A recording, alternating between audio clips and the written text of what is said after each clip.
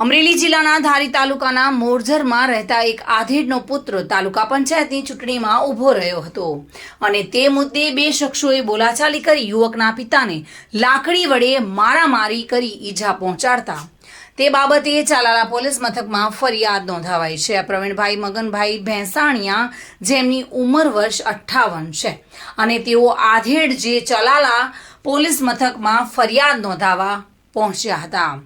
તેમનો દીકરો જયેશ વર્ષ 2022ની સાલમાં તાલુકા પંચાયતની ચૂંટણીમાં ઊભો રહ્યો હતો અને તેની સામે બિપિન વાસુદેવભાઈ પુરોહિત ઊભો હતો।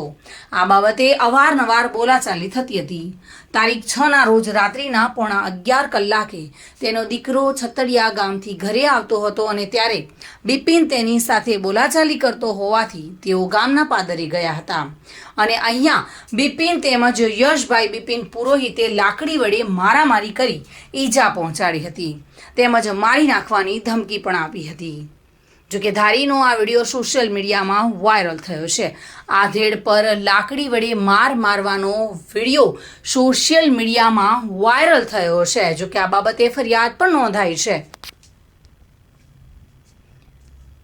ચાલાલા પોલીસમાં કોંગ્રેસી પિતા પુત્ર સામે ફરિયાદ નોંધવામાં આવી છે। લોખંડની પાઇપ અને લાકડા વડે હુમલો કરતા પિતા પુત્ર સીસીટીવી કેમેરામાં કેદ થયા હતા।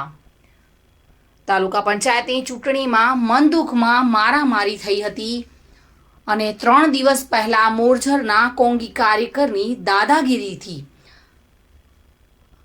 આધેડને મારવામાં આવી હતી અને જે વિડીયો સીસીટીવી ફૂટેજમાં કેદ થયા હતા। પોલીસે આ વિડીયોના આધારે ફરિયાદ પણ નોંધી છે।